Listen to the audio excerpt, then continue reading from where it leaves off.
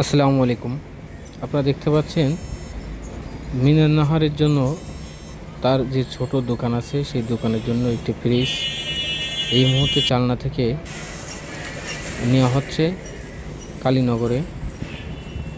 কুমির আক্রমণে নিহত হয় খায়রুল মোড়ল। সেখান থেকেই মিনার নাহারের পাশে আছেন কালাবগি যুব ফাউন্ডেশন এবং মহসিনুল হাকিম। আজকে মহসিনুল হাকিম ভাইয়ের অর্থায়নে মিনার নাহারের ছোট দোকানের জন্য যে ফ্রিজটি নেওয়া হচ্ছে, এখনই কালীনগরের উদ্দেশ্যে যে ছোট দোকানটি আছে সেখানে ফ্রিজটি চলে যাবে। কালাবগি যুব ফাউন্ডেশন এভাবে অসহায় পিছিয়ে পড়া মানুষের জন্য কাজ করে। ফ্রিজটি এখন ভ্যানে ওঠানো হলো। এখন ভ্যানে ওঠানোর পরে ভ্যানে করেই কালীনগরের উদ্দেশ্যে রওনা হবে এবং আমাদের আজকের এই সার্বিকভাবে সহযোগিতা করছেন সকলকে ধন্যবাদ ও কৃতজ্ঞতা।